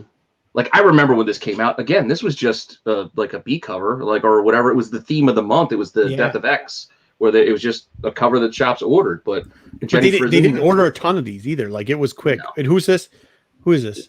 This is Frizen. This is Jay. Yeah, this is a Frizen. Yeah. So it's already got But it's like an Ant-Man title, so that's why I think there's not a lot. Because I mean, how many copies of Ant-Man were shops ordering? Let alone to get the X-Men variant, but still cool cover. But if it was a big cover, pricey. It's around $50 for the book. But still, for I know we're talking about on a budget. But what we're also kind of frame this around is we're talking about Psylocke covers. Psylocke covers are pricey. You look at the other Psylocke covers. You look at the Campbell covers that she has. What about the A cover for Uncanny X-Men? Where she's got the half and half. I mean, good luck with that book. Oh, jeez, yeah. That's even a regular. That's a regular cover. What was that, three something? That book's ridiculous. Absolutely absurd. Yeah. It's awesome. Yeah, the regular one's absurd, but yeah, the half and half one. That one is bonkers. That one's good, Sam, dude. Sam says he loves this. He's a big fan of this one. Yeah. That's awesome. I like it too. But that's kind of what we had to frame it out as. It's like it's not comparative to her other variants, because we're talking about variants. These are the ones that are more. Yeah. If you're not following Astro Wizard on IG, this is why. Astro Wizard says that the X-Men 92 is amazing. Okay, it's the X-Men 92. Is that actually a variant? I don't know if it is a variant or if it isn't. But he also has this on his wall. It goes like Era of the Empire, and then next to that X-Men 92, the Psylocke cover. So I know he loves that cover. I think it was a decent cover, but I was just thinking, like, these are books that you know, once again, the mental Rolodex, we're trying to get books out there that are, if you see them for a decent price, they're not too pricey yet, but they're also kind of a little bit rare. You're not going to see them every day. That Ronin cover, good luck seeing it. Tough to find. I mean, for $25, that's pretty okay. And this one is another one that, like, I just think was under ordered for this cover. Astro says he's laughing because he knows it's true. All right, what do we have next? And our last one, I think it's the last one, which is the one I got next. I really like that one. Oh yeah, this okay. So this is a little bit easier of a find to book. The book to find, probably a little bit cheaper on this. Is probably one of the cheapest ones on the list, to be honest with you. We got two great covers. Yeah, it's a 1 in 10. Goes for about a little bit under, probably $15 somewhere around there. Yeah. This is like a find it for. Yeah, you might actually be able to find it for 10 or less sometimes too. Not a bad cover. Got two great characters on it. I thought they did a great job. Do you know who did this cover? Oh, this is Terry Dodson. Terry Dodson. Very good. Very good. I actually really like it. I thought it's cool. Yeah, I bought this when it came out because I was like, I dig this. I'm getting this. Yeah. Me too. So there you go. Actually, I bought it when it went on sale for 25% off, but still. Yeah, I know. So Astro knows he picks up all these covers. And although, you know, I mean, I like to hear his opinion on it, but although he said it was on a budget, I think it's kind of like, buy them now on a budget. Don't buy them when they get too hot and she comes out as a real big. And there were a couple other ones kind of kicked around, like the more recent ones. She's found her way onto a lot of the more recent, like, incentives for like the Hellions and whatnot. So like those, and what's the other title that? Marauders? No. Think of it. No, there's another X title that's kind of newer where she was featured on it. Well, she was on the Demon Dark Days or whatever. No, not Demon Dark Days. Demon Days. It was also an 80s title, and it sounds like something that would be like a Motley Crue band. Like a Motley Crue song. What was the title? She wasn't on Marauders because that's Katie Pride. No, it wasn't Marauders. It was Hellions, and I'm going to have to keep thinking about it. Oh, you know what? I got it in the folder. Let me just take a look in the folder while you keep the fans. Yeah, so either way, I mean, when you get Phantom X, which I think is a great character, and then you get her together. I don't know, Astro, what your opinion is on Fallen Angels. That's why I kept thinking Motley Crue. Oh, yeah, this like too. Era. Yeah, it's underrated. I'll give you that, James. Yeah, I'll give you that because she did the mystery and Fallen Angels. Yeah, she's on Fallen Angels. What cover is she on Fallen Angels on? It's one of the like the 1 in 25s, and it's like a $20. You can find it for like $20 under ratio type book. Nice. There you go, Tony. But either way, if you like her, I know a lot of people do. I think Olivia Munn did a terrible job acting, but did a great job playing. Terrible, but the material wasn't great. It wasn't. I'm not going to argue with somebody. You go like, dude, that's perfect casting, and then you see him in the movie, and you're like, and that's terrible writing. There's a Greg Land. Like, that's the Falling Angel. Yeah, that is cool. That is absolutely cool. I thought about it. It almost made the list. It almost made it. Can they do? Can we just from now on? Can we just have these people who did this? Can we? This is what we were. If you watch the Star Wars show here on Rennavision, the Tales from the Dark Side, or if you watch it over on Tales, the flip side, we talked about Dr. Aphra and how drawing Dr. Aphra for some reason is probably the opposite of Psylocke. Every time they draw Dr. Aphra, the only thing that's common with her is the cap and the goggles. And usually, sometimes it's not even that. Usually it's just the goggles. The rest of it makes no sense. Can we have these people who have over the years done Psylocke and just go, hey, everybody else now who's trying to do Aphra, let's bring you in here and tell us our thought process. Because although the styles are different, the character is never different. Like, it's always the same character. It's always Psylocke. And this is also a good point. Astro's got up about the her solo, that mini. Yeah. If you can find it, it's just they're not cheap. That's why I couldn't put it on a budget, because like you get that second print for number 1. I think it's like $200 now, I think. Eric says Mud was terrible. Did you never watch what the heck, Attack of the Show? Oh, yeah. I don't think anybody would. I think when they cast Munn coming off of Attack of the Show. Now listen, after she dated some guy that from some football team or whatever, sure, and the acting was not good. I will give you that.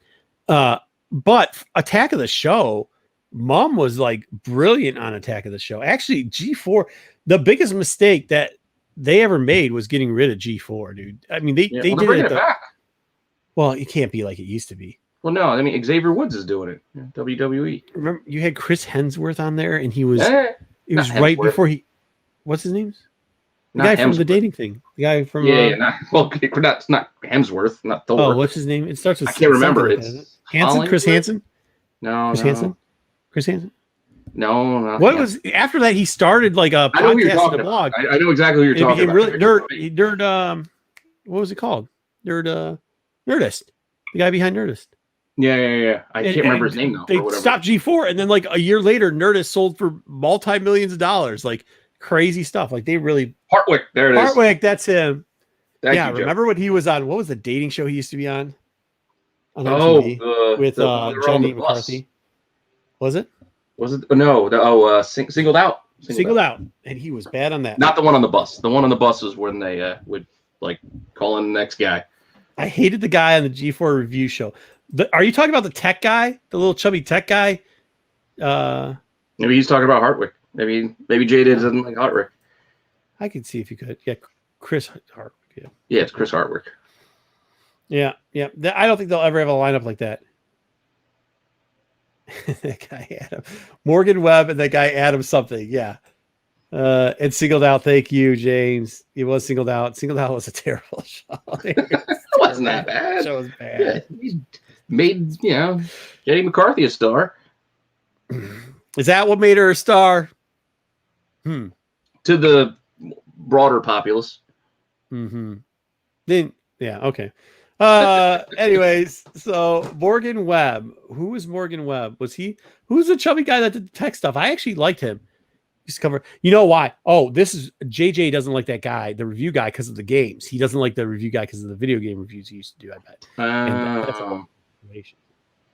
That's the bias. Yeah, that's where it comes into play. That's where he's probably, a little bit teed off about that. But I thought they used to go to San Diego before San Diego got really popular, and they'd actually do fun stuff there in San Diego. They act like idiots. It was pretty cool. And then they started to cover a couple other cons, but they were the first ones that used to do 24-hour coverage of cons. But it was really cool. It was fun. You could turn it on at any time. Be like, oh, what's going on here? Yeah. It definitely was. It's a fish cover, JJ. Okay, well, I think that probably is going to be in the show. Guys, once again, give us a little suggestion here. What you like to see on the tier list. We're more than happy to do it. I hope you guys enjoy the show. Feel free to reach out to us if you have any questions, opinions. Adams. Oh, yeah. Adam says it. Okay, there we go. We got the name. He was annoying. Mm-hmm. Very good. Very good. So JJ feels like he's annoying. Big surprise. Big surprise. That's why he remembers the name. Yes. You always remember the names, the people you love and the people you hate. Yeah. Either way. All right. I think we have an extra great show, guys. Thank you very much. We will be here next week, 9:05 again. I think 9:05 is just going to be our sitting time from now on. We talked about it earlier. We talked about it later. I think it works out fine. Yeah, We'll see y'all next time.